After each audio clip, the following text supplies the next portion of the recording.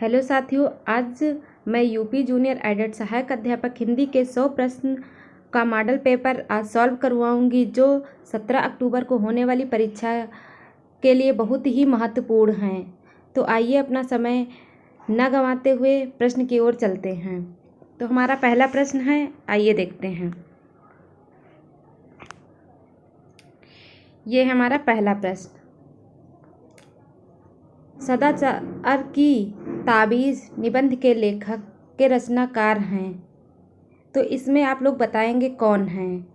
हरिशंकर परिसाई, श्रीलाल शुक्ल, कबीर, विष्णु प्रभाकर। तो इसका right answer हो जाएगा हरिशंकर परिसाई। इसका राइट आंसर हो जाएगा हरिशंकर परिसाई। आइए अगला क्वेश्चन देखते हैं।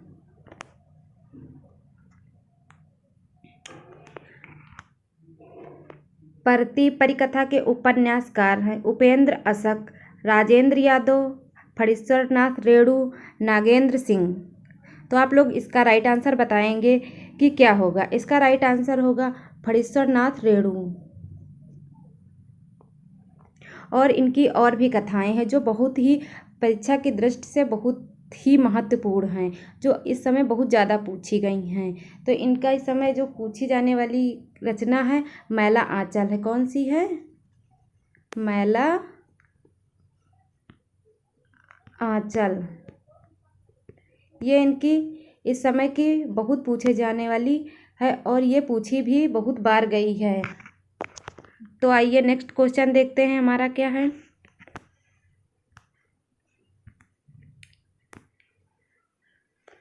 रूपाभ मासिक पत्रिका का संपादन कब प्रारंभ हुआ है? 1856, 1938, 1963, 1910। तो आप लोग इसका राइट आंसर बताएंगे, आशा करती हूँ। इसका राइट आंसर हो जाएगा 1938। आइए अगला प्रश्न देखते हैं हम लोग। बिहारी सतसई की भूमिका के रचनाकार हैं लाला भगवान दीन, पद्मा सिंह शर्मा, देव बिहारी। तो आप लोग इसका राइट आंसर बताएंगे कि क्या होगा। पद्मा सिंह शर्मा होगा इसका राइट आंसर।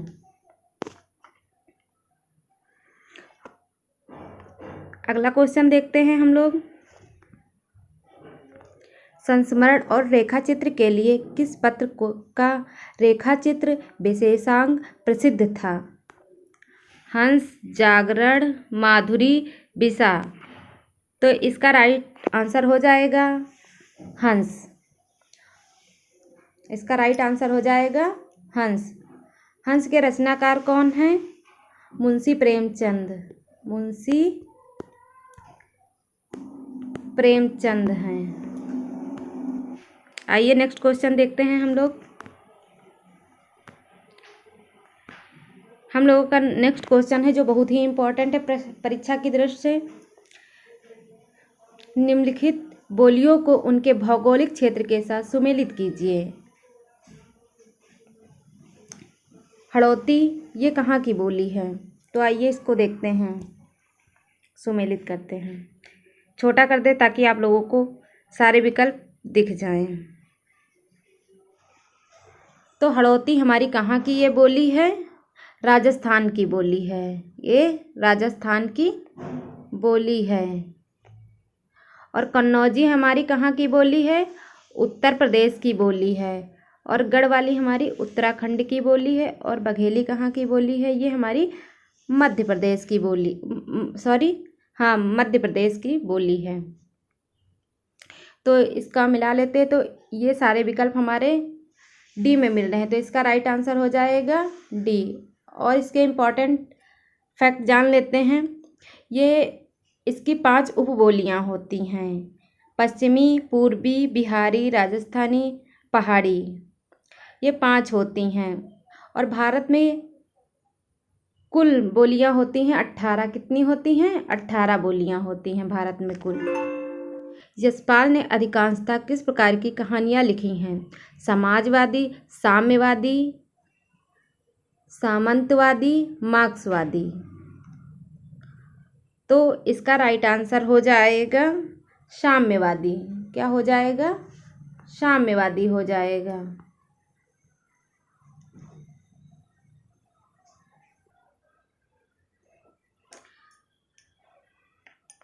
आइए अगला प्रश्न देखते हैं।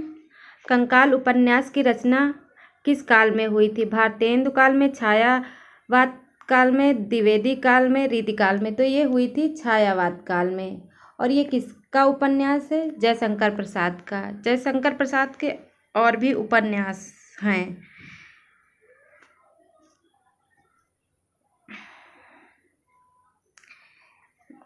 तितली है इनका उपन्यास। और एक महत्वपूर्ण क्वेश्चन है जो बहुत ज़्यादा पूछा जाता है, इनका एक क्वेश्चन पूछा जाता है कि कौन सा उपन्यास है जो अपूर्ण है? तो इरावती है। कौन सा है? इरावती है। इरावती। आइए हम लोग नेक्स्ट क्वेश्चन देखते हैं। रंगभूमि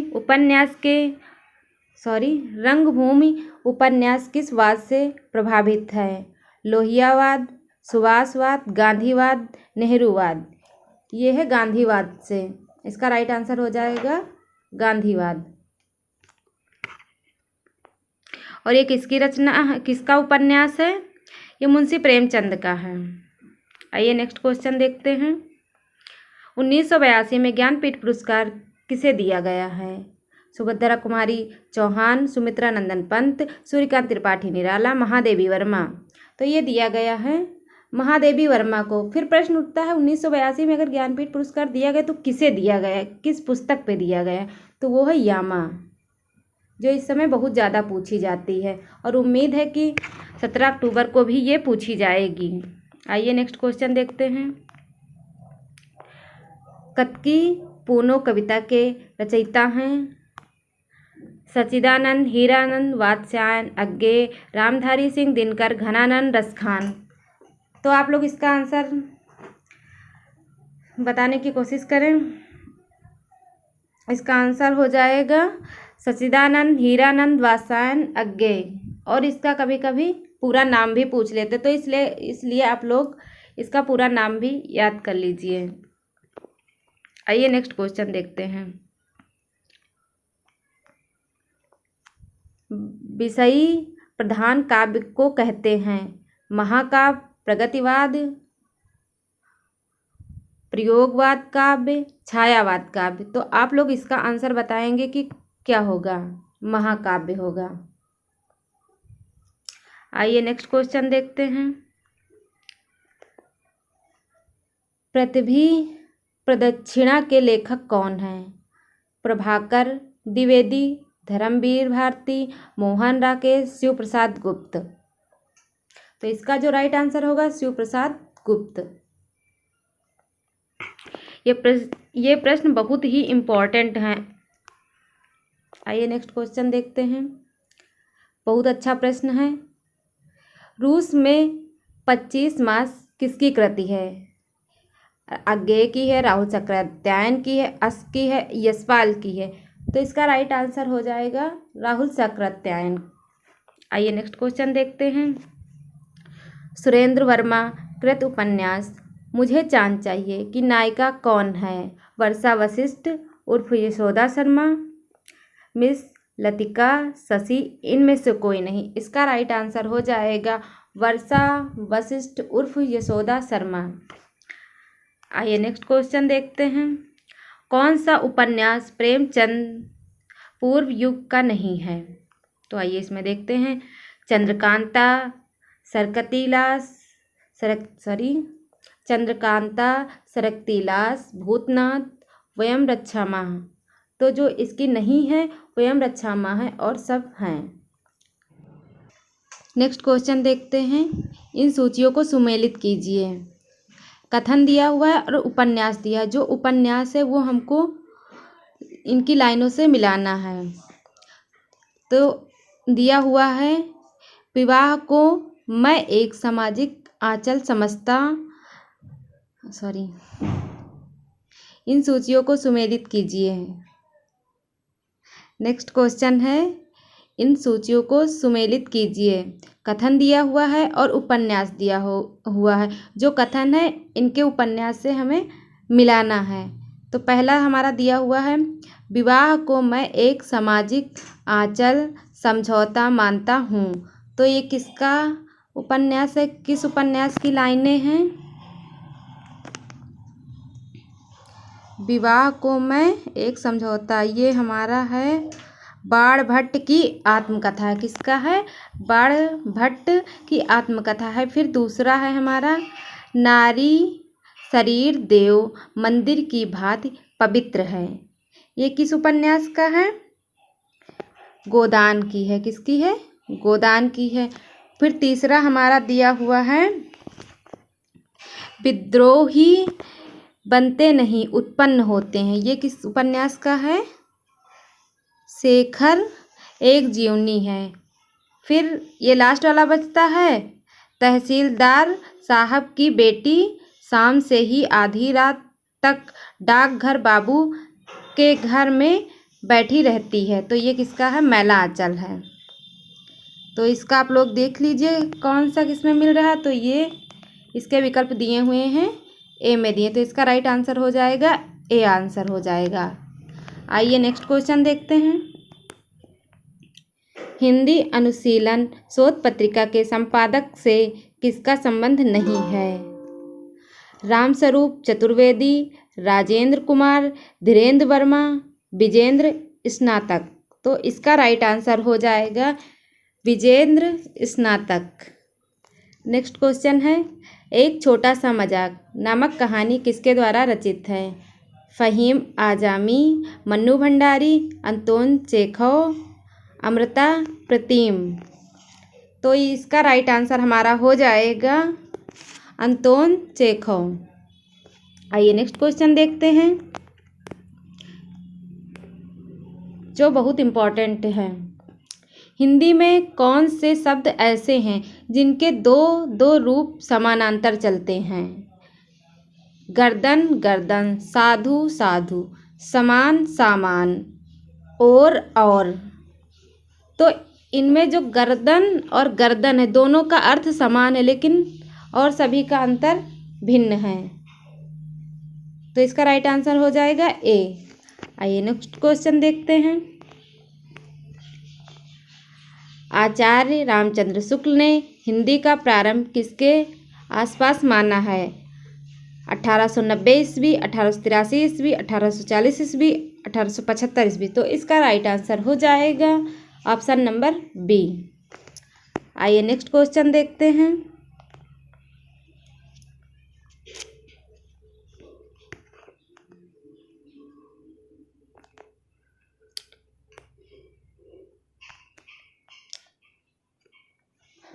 संविधान के किस अनुच्छेद में निर्देश है कि संघ का यह कर्तव्य होगा कि वह हिंदी भाषा का विकास करे?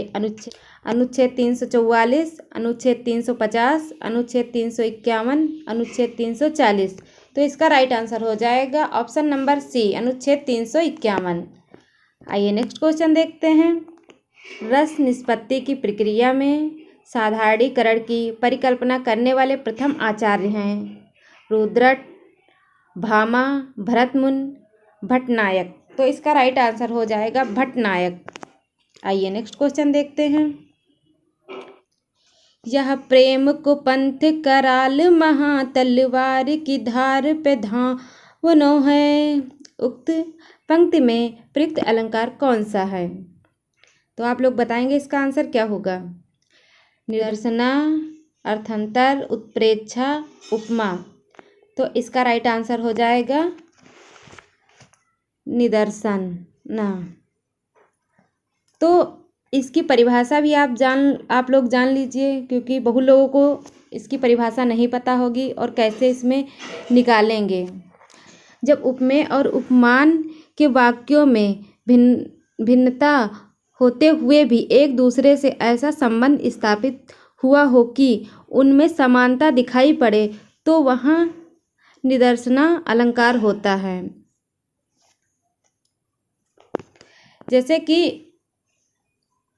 संबंध न होते हुए भी उसमें अगर जब संबंध दिखाई देता है तो वहाँ पर निदर्शना अलंकार होता है। इसकी सिंपल सी परिभाषा है और ये आपको आगे के क्वेश्चन सॉल्व करने में बहुत मदद करेगा। आइए नेक्स्ट प्रश्न देखते हैं। जिए बिनु देहि नदी बिनु बारी, तई सही नाथ पुरुष बिनु नारी। तो इसमें आप लोग बताएंगे कि कौन सा अलंकार है। इसमें अलंकार पूछा गया है। परिसंख्या, उन्मीलित, विनोक्त, ब्याज, स्तुति। तो इसमें अलंकार है, राइट आंसर होगा विनोक्ति। जहाँ पर बिना और रहित शब्द आ जाते हैं वहाँ पर विनोक्ति अलंकार होता है। इसकी ये पहचान है, एक ट्रिक भी है। आइए नेक्स्ट क्वेश्चन देखते हैं। नेक्स्ट क्वेश्चन है, ये हमारा संस्कृत का क्वेश्चन है। तो आप लोग सोच रहे होंगे कि इस सेट में संस्कृत का कैसे आ गया है, लेकिन इसमें इसलिए हमने डाला है कि कई सेटों में संस्कृत का क्वेश्चन दिया हुआ है, तो इसलिए हमने भी डाल दिया कि आगे आने वाली परीक्षाएं थोड़ा टफ बनाई जा रही हैं, इसलिए संस्कृत के भी एक आध क्वेश्चन मिल सकते हैं। क्योंकि संस्कृत और हिंदी ज़्यादातर एक है तो एक आध क्वेश्चन मिल जाते हैं, इसलिए हमने डाल दिया ताकि आप लोगों की सीट पक्की रहे, कहीं से भी क्वेश्चन आपके छूटे ना। तो आइए क्वेश्चन देखते हैं। ग्रामम निक्सा नदी अस्ति में विभक्ति बताइए। इसमें कौन सी विभक्ति है। बस आप लोग को कुछ नहीं करना है, विभक्ति एक बार पढ़ लीजिए। और अभी यूपी टेट भी आने वाला है और सुपर टेट की भी परीक्षा है, तो उसमें तो संस्कृत पूछी जाएगी। अगर आप याद कर लेंगे तो ये आपके लिए फ़ायदेमंद ही होगा, नुकसान नहीं होगा। बी, ऑप्शन नंबर बी, द्वितीय विभक्ति। आइए नेक्स्ट क्वेश्चन देखते हैं। प्रत्यय कितने प्रकार के होते हैं। प्रत्यय हमारे दो प्रकार के होते हैं। कितने प्रकार के हमारे होते हैं, दो प्रकार के होते हैं प्रत्यय, कृत प्रत्यय और तद्धित प्रत्यय। जो कृत प्रत्यय होते हैं वो धातु के अंत में लगने वाले कृत प्रत्यय होते हैं, जो लगने के बाद वो कृदंत हो जाते हैं। और जो तद्धित प्रत्यय है वो संज्ञा, सर्वनाम, विशेषण आदि के अंत में जुड़ते हैं। आइए नेक्स्ट क्वेश्चन देखते हैं। गोस्वामी तुलसीदास की रचना कवितावली किस भाषा में रचित है। अवधी, ब्रजभाषा, मैथिली, बुंदेली। राइट आंसर होगा ब्रजभाषा। और इनकी एक बहुत ही फेमस, जो इस समय बहुत ज़्यादा पूछी जाती है, विनय पत्रिका। विनय पत्रिका इस समय बहुत पूछी जाती है और इनकी ही है। और इन्होंने रामचरित मानस की भी रचना की है, जिसमें 7 कांड हैं। कांडों की भी संख्या पूछी जाती है कि कितने कांड हैं, तो 7 कांड हैं। आइए नेक्स्ट क्वेश्चन देखते हैं।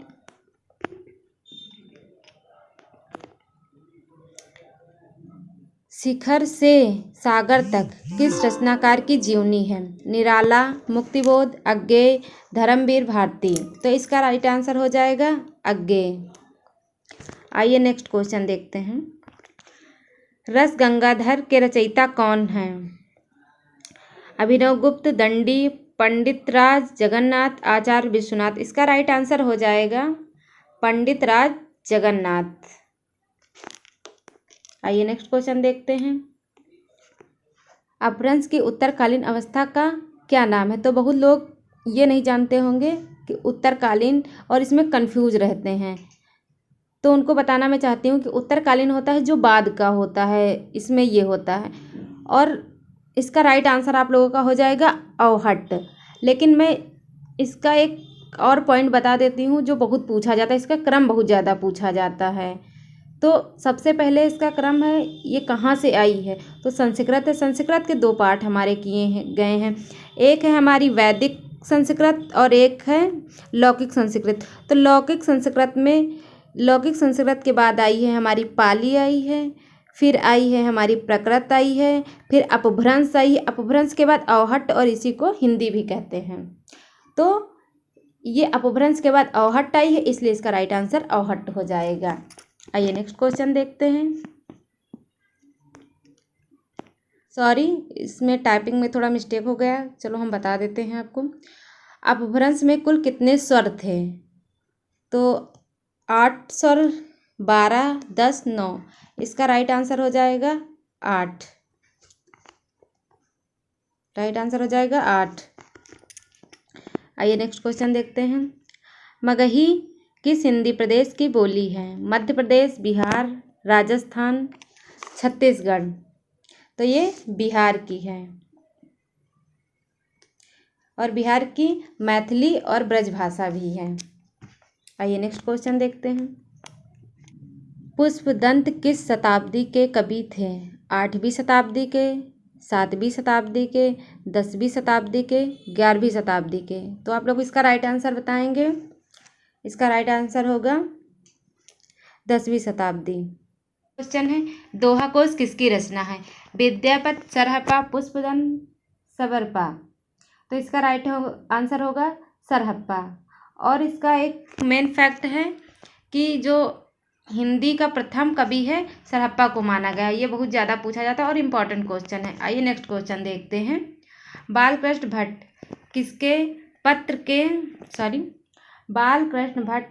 किसके पत्र के संपादन कर्म से जुड़े थे?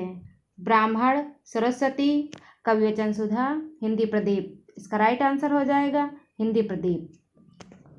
नेक्स्ट क्वेश्चन, निसहाय हिंदू उपन्यास के लेखक कौन है? श्रीनिवास दास, राधा कृष्ण दास, बालकृष्ण भट्ट, राधाचरण गोस्वामी। तो इसका राइट आंसर हो जाएगा राधा कृष्ण दास।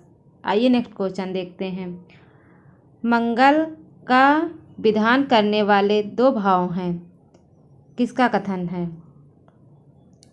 श्याम सुंदर दास, रामचंद्र शुक्ल, हजारी प्रसाद द्विवेदी, नंद दुलारे वाजपेयी। तो इसका राइट आंसर हो जाएगा रामचंद्र शुक्ल।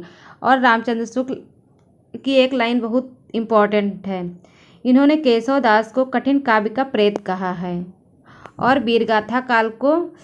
आदिकाल को वीरगाथा काल कहा है। आइए नेक्स्ट क्वेश्चन देखते हैं। रस आखेटक के रचनाकार कौन है? हजारी प्रसाद द्विवेदी, विद्यानिवास मिश्र, कुबेर नाथ राय, शरद जोशी। तो इसका राइट आंसर हो जाएगा कुबेर नाथ राय। का नेक्स्ट क्वेश्चन देखते हैं। आलोचक के मुख से किस आलोचक के व्याख्यानों का संकलन है? नंद दुलारे वाजपेयी, रामस्वरूप चतुर्वेदी, नामवर सिंह, प्रभाकर श्रोत्रेयी।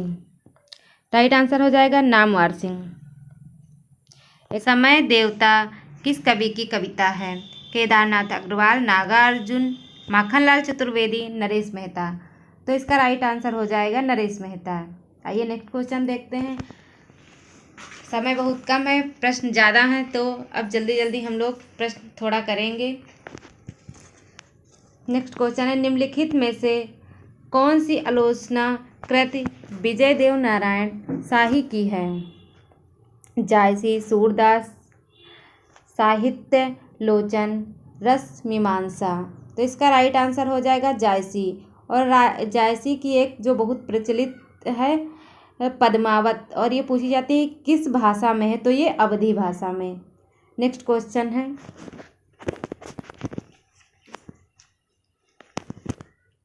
खड़ी बोली के विकास में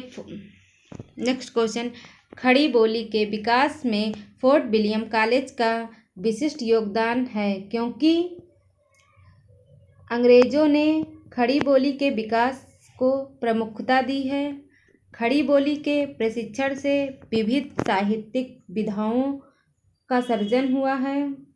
खड़ी बोली में साहित्यिक लेखन युग की आवश्यकता थी। तो इसका राइट आंसर हो जाएगा, इसमें देखना है कौन सा सही है और कौन सा गलत है। तो जो हमारा फर्स्ट नंबर है ये सही है और थर्ड नंबर सही है, लेकिन जो लिखा है खड़ी बोली के प्रशिक्षण से विविध साहित्यिक विधाओं से सृजन हुआ है, ये गलत है। तो इसका राइट आंसर हो जाएगा बी। नेक्स्ट क्वेश्चन देखते हैं। नेक्स्ट क्वेश्चन है, आगरा का बोली क्षेत्र है? अवधी, खड़ी बोली, ब्रज, छत्तीसगढ़ी। तो ये है, इसका राइट आंसर होगा ब्रज। और ब्रज ये किस बोली का है? पश्चिमी। नेक्स्ट क्वेश्चन है, परमात्मा प्रकाश के रचनाकार हैं। राम सिंह, योगेंद्र, जोइंद्र, हेमचंद्र, मेरुतुंग। तो इसका राइट आंसर हो जाएगा योगेंद्र। नेक्स्ट क्वेश्चन है, किस रचना को दूसरा नाम आल्हाखंड है? किस रचना का दूसरा नाम आल्हाखंड है? पृथ्वीराज रासो, प्रमाल रासो, विजयपाल रासो, हमीर रासो। तो राइट आंसर हो जाएगा प्रमाल रासो। नेक्स्ट क्वेश्चन, सजन सकारे जाएंगे नैन मरेंगे रोए उक्ति है, ये किसकी है? अमीर खुसरो की है, कबीर की है, दादू दयाल की है, रहीम की है। तो ये है अमीर खुसरो की, राइट आंसर हो जाएगा। नेक्स्ट क्वेश्चन देखते हैं, उक्त व्यक्ति प्रकरण के लेखक कौन हैं? पुष्पदंत, रोंडा कवि, ठाकुर ज्योतिरीश्वर, दामोदर शर्मा। राइट आंसर हो जाएगा दामोदर शर्मा। नेक्स्ट क्वेश्चन, श्यामा स्वप्न के लेखक कौन हैं? किशोरीलाल गोस्वामी, ठाकुर जगमोहन सिंह, ब्रजनंदन सहाय, गोपाल राम गहमरी। इसका राइट आंसर हो जाएगा ठाकुर जगमोहन सिंह। नेक्स्ट क्वेश्चन है, अंतड़ियों में बल पड़ना का अर्थ है, ये मुहावरा, इसका अर्थ बताना है। बहुत रोना, पेट में दर्द होना, बीमार होना, दौड़ धूप करना। इसका राइट आंसर हो जाएगा पेट में दर्द होना। नेक्स्ट क्वेश्चन देखते हैं, अव्यय के कितने भेद होते हैं? अव्यय के 4 भेद होते हैं। 4 तो होते हैं, लेकिन ये कौन कौन से होते हैं?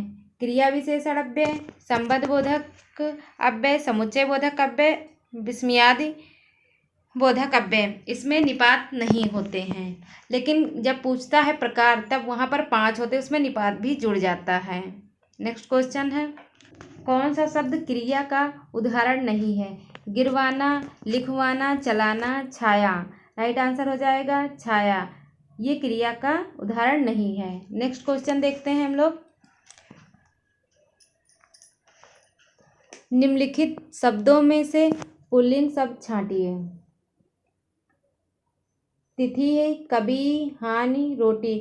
तो इसको चेक करने का सबसे अच्छा तरीका है, आप इसे बोल कर देखिए। तिथि होती है, हानि होती है, रोटी खाई जाती है, लेकिन कभी होते हैं। तो इसका राइट आंसर हो जाएगा बी, कभी। नेक्स्ट क्वेश्चन, भाववाचक संज्ञा का चयन करो। लड़कापन, लड़काई, लड़कपन, लड़काईपन। तो राइट आंसर होगा सी। नेक्स्ट आंसर, संज्ञा के कितने भेद होते हैं? 2, 3, 4, 5। राइट आंसर होगा 5, डी नंबर। नेक्स्ट क्वेश्चन देखते हैं, डाह शब्द का समानार्थी कौन सा है? आसन, औध्वंस, डास, ईर्षा। राइट आंसर होगा ईर्षा।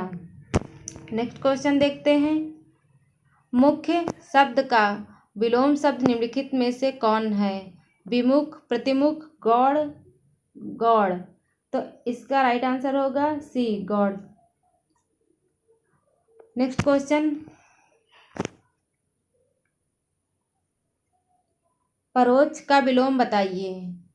अप्रत्यक्ष, प्रत्यक्ष, स्थूल, द्रष्टव्य। राइट आंसर होगा प्रत्यक्ष। नेक्स्ट क्वेश्चन देखते हैं, केदार शब्द का पर्यायवाची शब्द है।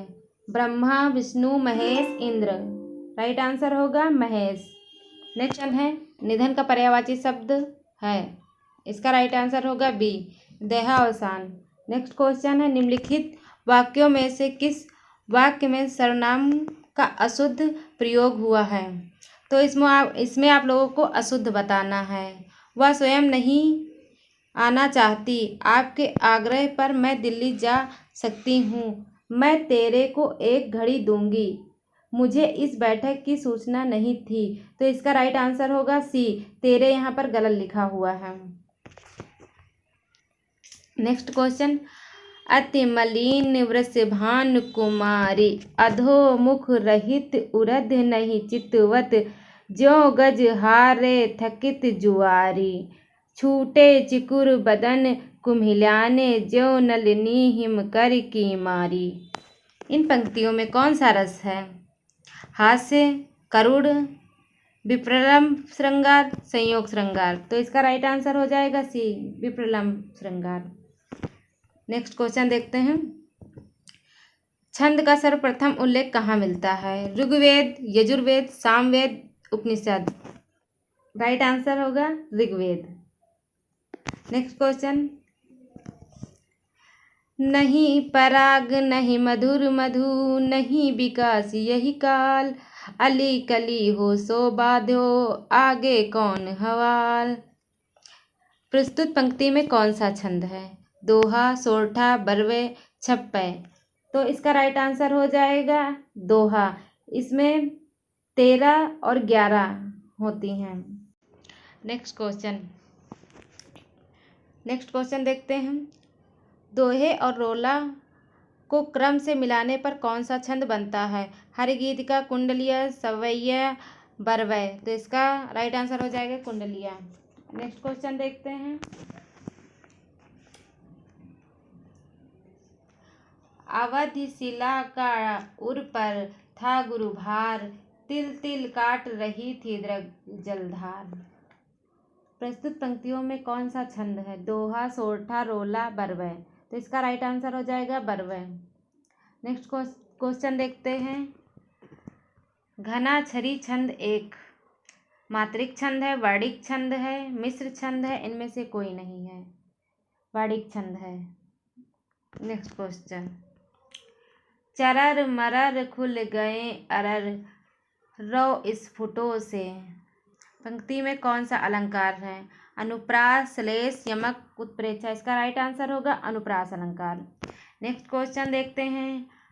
बड़े नहुजे गुणन बिनु बिरद बढ़ाई पाए, कहत धतूरे सौ कनक गहनो गढ़ो न जाए। उस प्रस्तुत पंक्ति में कौन सा अलंकार? अतिशयोक्ति, प्रतिवस्तुमा, अर्थांतरन्यास, विरोधाभास। तो इसका अर्थांतरन्यास राइट आंसर होगा।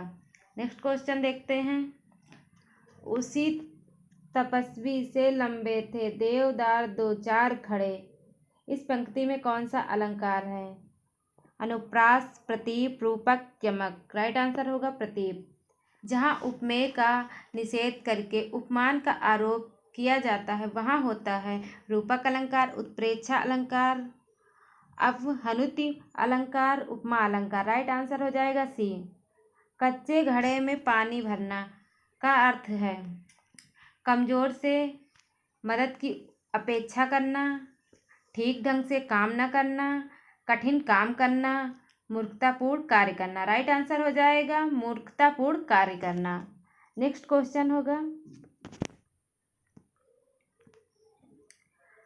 आंखों पर चर्बी छाना का अर्थ है धोखा खाना, कुछ समझ न आना, अभिमान करना, निर्लज्ज होना। राइट आंसर हो जाएगा अभिमान करना। नेक्स्ट क्वेश्चन है। खून पानी होना का अर्थ है पानी का खून में प्रवेश करना, कोई असर न होना, भाई का खून करना, पानी पीते ही खून की उल्टी करना। तो इसका राइट आंसर हो जाएगा बी, कोई असर न होना। Next question. फिसल गए तो हर हर गंगे। लोकोक्ति का अर्थ है मजबूरी में काम करना, नुकसान उठाना, एक साथ दो काम करना, विपत्ति पड़ने पर ईश्वर का स्मरण करना। इसका राइट आंसर हो जाएगा मजबूरी में काम करना। आइए नेक्स्ट क्वेश्चन देखते हैं। खरबूजे को देख खरबूजा रंग बदलता है। खरबूजे को देख खरबूजा रंग बदलता है। लोकोक्ति का अर्थ है संगति का प्रभाव अवश्य पड़ता है, प्रयत्न ज़्यादा पर लाभ थोड़ा, कपटपूर्ण व्यवहार किए का फल भोगना पड़ेगा। तो इसका राइट आंसर हो जाएगा संगत का प्रभाव अवश्य पड़ता है। नेक्स्ट क्वेश्चन देखते हैं। जहाँ नेक्स्ट क्वेश्चन है, जहाँ मुख्य अर्थ की बाधा होने पर रूढ़ या प्रयोजन के कारण मुख्य अर्थ से संबंध अन्य अर्थ लक्षित हो, वहाँ शब्द शक्ति होती है। अभिधा, व्यंजना, लक्षणा, तात्पर्य। इसका राइट आंसर होगा लक्षणा। और इसके 6 प्रकार होते हैं। लक्षणा के 6 प्रकार होते हैं और इसमें जो प्रयुक्त होता है, इसका प्रयोग किया जाता है लोकोक्ति और मुहावरे में इसका प्रयोग किया जाता है। और ये आप लोग अच्छे से देख लेना क्वेश्चन, ये बहुत इंपॉर्टेंट क्वेश्चन है। आइए नेक्स्ट क्वेश्चन देखते हैं। वैसे परीक्षा की दृष्टि से तो सभी क्वेश्चन बहुत ही इम्पॉर्टेंट क्वेश्चन है। ये सारे क्वेश्चन आप लोग अच्छे से देख कर जाइएगा और आपको पेपर में बहुत ही हेल्प मिलेगी। वनवास में कौन सा समास है? तत्पुरुष, कर्मधारय, द्वंद्व, बहुव्रीहि समास। तो इसका राइट आंसर हो जाएगा तत्पुरुष समास, क्योंकि इसमें परसर्ग है। नेक्स्ट क्वेश्चन है, अनायास में कौन सा समास है? नई, द्वंद्व, द्विगु, अव्ययीभाव। राइट आंसर होगा ए। युधिष्ठिर में कौन सा समास है? नेक्स्ट क्वेश्चन, युधिष्ठिर में कौन सा समास है? तत्पुरुष, बहुव्रीहि, अलुक, कर्मधारय समास। तो इसका राइट आंसर हो जाएगा सी, अलुक। नेक्स्ट क्वेश्चन है, शुद्ध वर्तनी वाला शब्द है। ईर्षा, ईर्षा, ईर्षा, ईर्षा। तो इसका राइट आंसर हो जाएगा डी, ईर्षा। नेक्स्ट क्वेश्चन, निम्नलिखित में कौन सा वाक्य शुद्ध है? उसने अपनी कमाई का अधिकांश भाग गंवा दिया। वह अपनी कमाई का अधिकांश भाग गंवा बैठा। उसने कमाई का अधिकांश भाग गंवा डाला। उसने अपनी कमाई का अधिकांश गंवा दिया। इसका राइट आंसर हो जाएगा ऑप्शन नंबर डी, उसने अपनी कमाई का अधिकांश गंवा दिया। और बाकी ऑप्शन गलत हैं।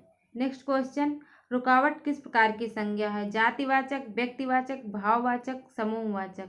तो इसका राइट आंसर हो जाएगा सी, भाववाचक। नेक्स्ट क्वेश्चन, निम्नलिखित में इक प्रत्यय किसमें नहीं है? वैज्ञानिक, अधिक, शाब्दिक, भौमिक। तो इसका राइट आंसर हो जाएगा ऑप्शन नंबर बी, अधिक। इसमें एक प्रत्यय नहीं है। नेक्स्ट क्वेश्चन देखते हैं, रंगमंच के पर्दे के पीछे का स्थान कहा जाता है? पृष्ठभूमि, नेपथ्य, पंचपृष्ठ, ग्रह मंच। तो इसका राइट आंसर हो जाएगा नेपथ्य। नेक्स्ट क्वेश्चन है गद्यांश से, जो 86 से 90 नंबर तक दिया हुआ है। तो पहले हम क्वेश्चन देख लेते हैं, उसके बाद गद्यांश पढ़ते, इससे हमारा क्वेश्चन जल्दी सॉल्व हो जाएगा। पहला प्रश्न दिया हुआ है इसमें गद्यांश में 86 नंबर, लेखक के अनुसार विज्ञान किस पर आश्रित है? फिर दूसरा क्वेश्चन दिया है, विज्ञान और धर्म दोनों का अंतिम लक्ष्य है। फिर तीसरा प्रश्न दिया हुआ है, नेक्स्ट क्वेश्चन दिया है, एक ही सिक्के के दो पहलू का तात्पर्य है। तो ये तो यहीं से हम सॉल्व कर लेंगे। दुगना लाभ, धन का वर्ष, एक विषय के प्रति दो दृष्टिकोण, हार जीत का फैसला। दो का मतलब ये ऑप्शन नंबर सी सही हुआ, एक विषय के प्रति दो दृष्टिकोण। फिर नेक्स्ट क्वेश्चन, मनुष्य अंधविश्वासी कैसे बनता है? विज्ञान किस पर विश्वास करता है? तो आइए अब गद्यांश पढ़ते हैं। धर्म और विज्ञान में परंपरा से विरोध माना जाता रहा है। कहा जाता है कि धर्म की उत्पत्ति भय से हुई और वह तर्कहीन विश्वास पर आश्रित है। विज्ञान की उत्पत्ति सत्य के प्रति जिज्ञासा से हुई और उसे हर बात में तर्क, बुद्धि और प्रमाण की अपेक्षा होती है। धर्म एक सर्वशक्तिमान, अनादि और अनंत ईश्वर की कल्पना करके मनुष्य का असहाय कर देता है। विज्ञान ईश्वर जैसी किसी बाह्य संस्था को स्वीकार नहीं करता। धर्म मनुष्य को आध्यात्मिक बनाता है। विज्ञान का विकास विशुद्ध भौतिकवादी होने में है। परलोक में स्वर्ग का आकर्षण और नरक का भय उत्पन्न करके धर्म मनुष्य से नाना प्रकार के अंधविश्वासपूर्ण कृत्य कराता है। विज्ञान ने परलोक में विश्वास करता है और न स्वर्ग या नरक में। इतने सब विरोधी कथनों के बावजूद धर्म और विज्ञान का गहरा संबंध है। धर्म और विज्ञान एक ही सिक्के के दो पहलू हैं। दोनों का लक्ष्य सत्य के रूप का उद्घाटित करना है। हाँ, दोनों की प्रणालियाँ अलग अलग हैं। यदि सर्वेक्षण किया जाए तो मानव जाति पर आज धर्म के बदले विज्ञान का प्रभुत्व फैला हुआ है।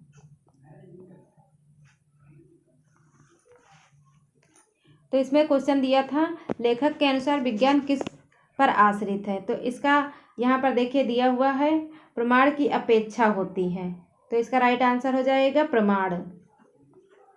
फिर नेक्स्ट क्वेश्चन में दिया था, विज्ञान और धर्म दोनों का अंतिम लक्ष्य है। तो ईश्वर प्राप्ति तो है नहीं, आध्यात्मिक भी नहीं है, भौतिकवाद भी नहीं, सत्य की खोज की बात की गई है। तो ये राइट आंसर हो जाएगा सत्य की खोज। नेक्स्ट क्वेश्चन, ये तो हम पहले ही सॉल्व कर चुके हैं। फिर नेक्स्ट क्वेश्चन देखते हैं, मनुष्य अंधविश्वासी कैसे बनता है। स्वयं को असहाय मानकर, स्वर्ग के आकर्षण से, नरक के भय से। ये तीनों बातें बताई गई हैं। इन तीनों कारणों से ऑप्शन नंबर डी सही हो जाएगा। नेक्स्ट क्वेश्चन देखते हैं, विज्ञान किस पर विश्वास करता है। परलोक, सत्य, स्वर्ग, नरक। तो विज्ञान सत्य पर करता है। राइट आंसर हो जाएगा सत्य। नेक्स्ट क्वेश्चन देखते हैं, त्रिभाषा।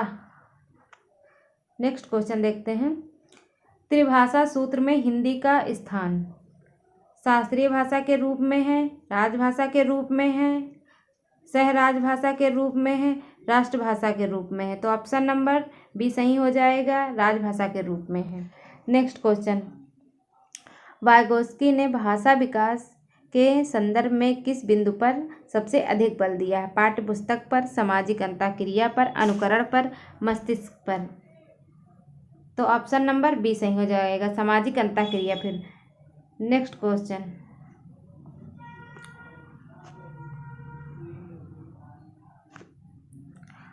पोर्टफोलियो के संबंध में कौन सा कथन सही है। इससे शिक्षक के समय की बचत होती है, इससे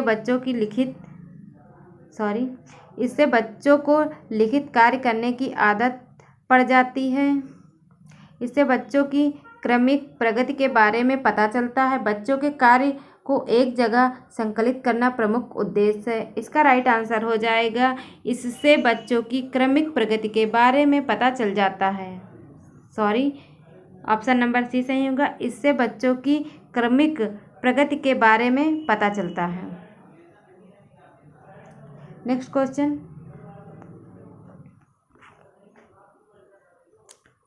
भाषा हमारे या हमारी को व्यवस्थित करती है।